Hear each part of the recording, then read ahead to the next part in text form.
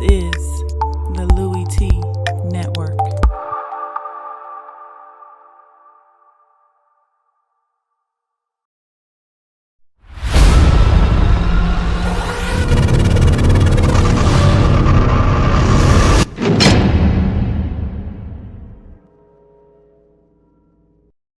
Who else could it be? Me, your man, Louie Tee. Welcome to lockdown coverage, week number 14 in the National Football League. Cleveland Browns at home, coming off the bye. Bob Griffin in the lineup, first time since week 1. Would it spark a change? Would it give the Browns a chance to get their first win of the season? Taking on the Cincinnati Bengals, Battle of Ohio. Could they get it done? Are they going to win their first game? Would the Bengals get the sweep? Bengals playing much better football. Last week against the Eagles might have been their most complete performance of the season. Could they duplicate that in this game? We'll talk about that here in a second. But first, if you haven't already done so, subscribe to the Louie Tee Network for more great content in 2016 and beyond. We're changing the game over here. I want you to help us do that by simply hitting the red subscribe button on YouTube to become a member of the Louie Tee Network. Also, I'm on Twitter. @InTheLabRoom is the Twitter handle. Go ahead, follow me on Twitter. And I'm also on Facebook. In the Lab Room is the Facebook page. All of my social media platforms up above in the box in the center console scrolling across the screen. Go ahead, handle yours. Follow, like, and subscribe to all of my social media platforms. So let's jump into this breakdown. We start with the victors in this game, the Cincinnati Bengals, and what they were able to accomplish to get to 5-7-1 on the season. Too little, too late in terms of trying to make a push for the postseason, but this is the Browns team that we thought we were going to see when the season started. And no Tyler Eifert really hurt them, and he scored twice in this game, and you see the impact he has in the red zone. It hurt this team earlier in the season when they were void of scoring points and missing that big-time red zone target. And they struggled earlier in the season without him. It took them a little while to get back into the swing of things. No A.J. Green. It's A.J. Green. No problem. They take care of business on the road against a lowly and maybe historically bad football team in the Cleveland Browns. Did what they were supposed to do, jumping on them early. Score was 20-0 at the halftime break. And that's what you do to bad teams. You jump them early, and you give them little reason to believe that this will be the week. And that's what the Cincinnati Bengals did in this game. Jeremy Hill, over 100 yards rushing.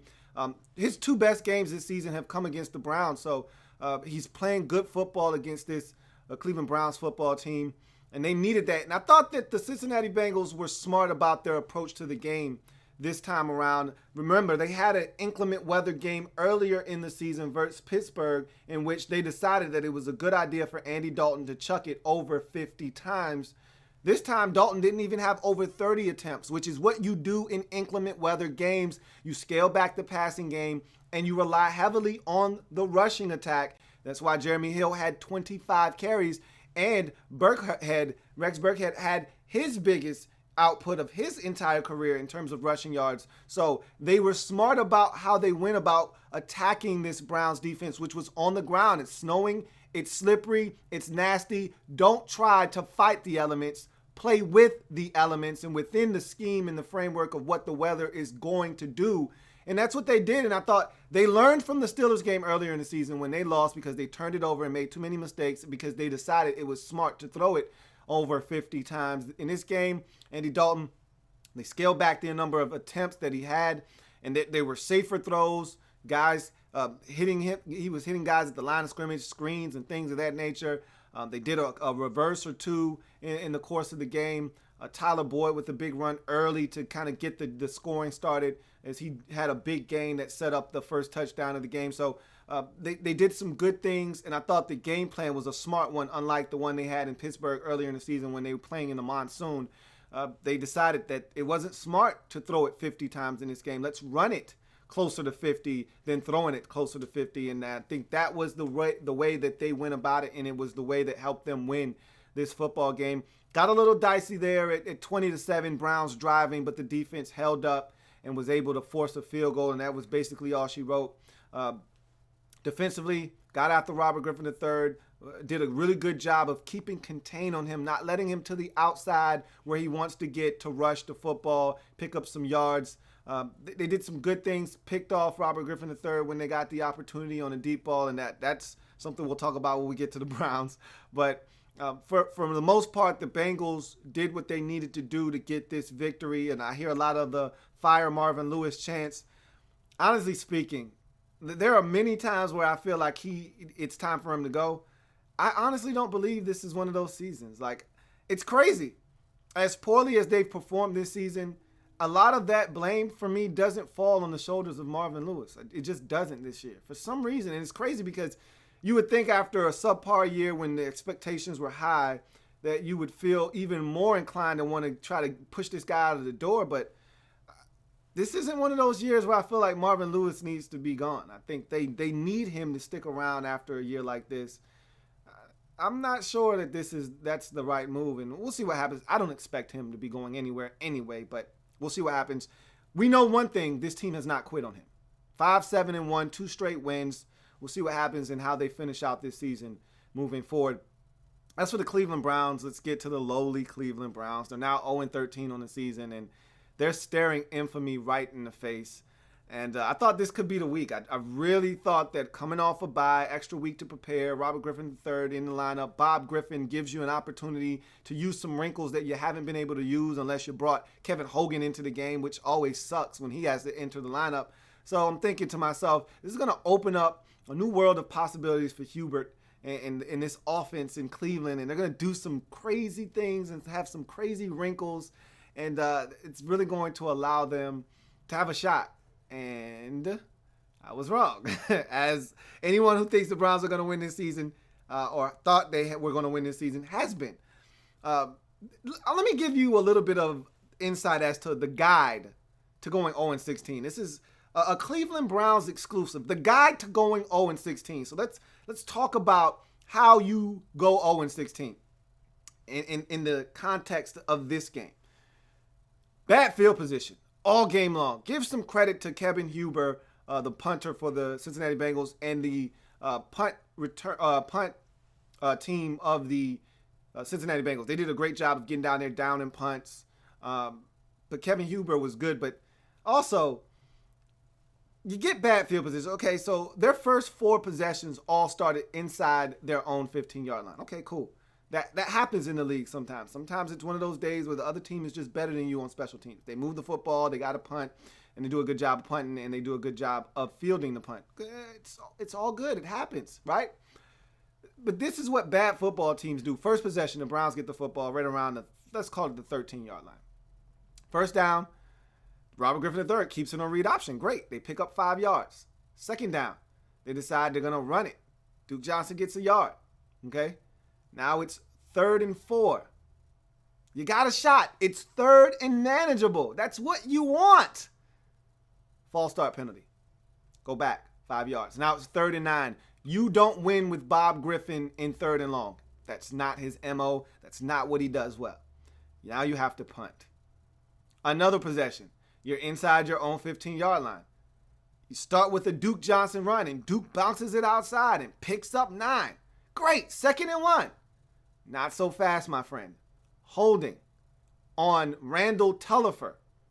Come back. Now it's 1st and 19. Good luck with that. They don't pick it up. You have to punt again. Oh, by the way, as you're punting, Cincinnati is scoring points. That's how you lose football games.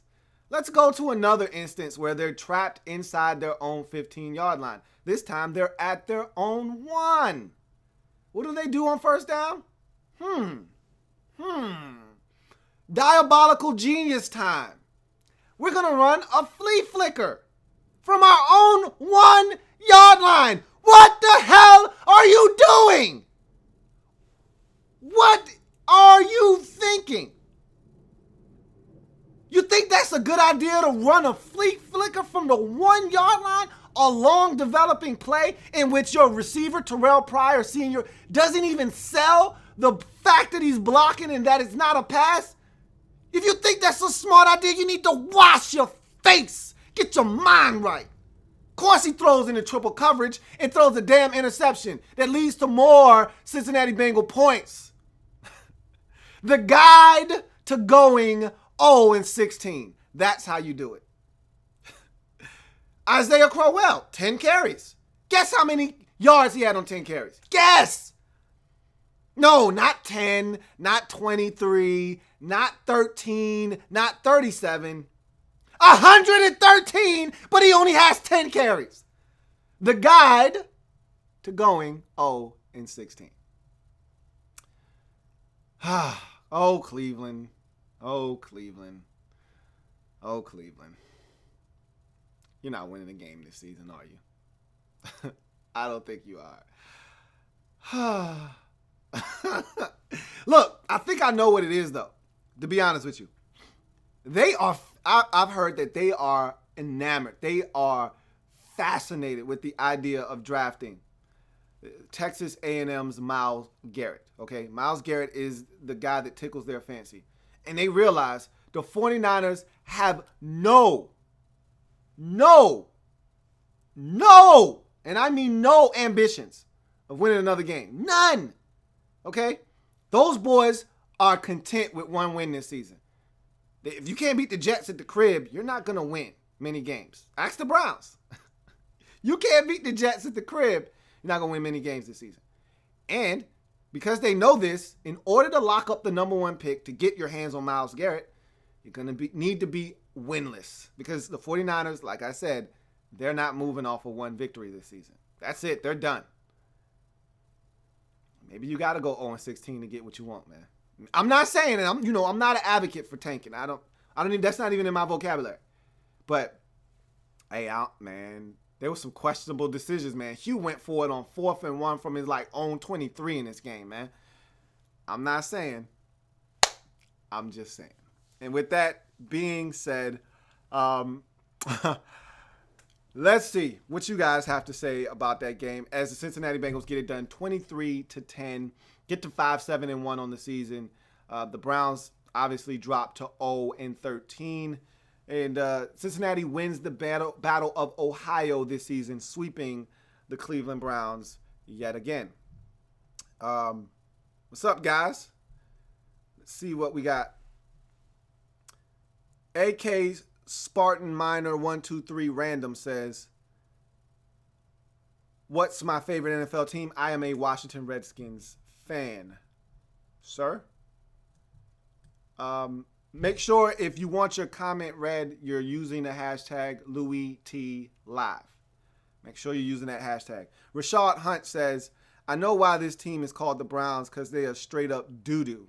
Yeah, I've used that joke a couple of times. What's brown, something, and stinks. I don't remember exactly what I said, but yeah. I'm pretty sure there are a bunch of Browns jokes, and all of them are warranted right now. This is a bad football team. So, with that being said, that's the only comments that I have for this game. It was the Browns. It was the Bengals. Okay, neither one of these teams are going anywhere this season. But if you're Cincinnati, you wanted to see fight out of this team down the stretch, and that you have. That lets you know Marvin Lewis still has the pulse of this team. They have not quit on him, and therefore he does not need to be fired. For the Browns, you feel bad for the guys that actually want to win. I don't think it's happening this year. I just don't. This team, they just don't have it in them to get a win, and that's really rough. When you know we're probably not gonna win this year. That's a tough way to live. But in any event, Cincinnati gets it done 23-10. If it happens in the National Football League, whether big or small, we cover it all here in the Lab Room on the Louie Tee Network. Lockdown coverage. Got plenty more games to break down from the Sunday slate of games in Week 14 in the National Football League. So come back and join me. I will break them all down as I always do on Mondays. I'll see you next time. Remember, we're changing the game one live feed at a time. Look forward to seeing you guys a little bit later on as I continue to run down the slate of games from the weekend that was. Have a good one. See you a little bit later on.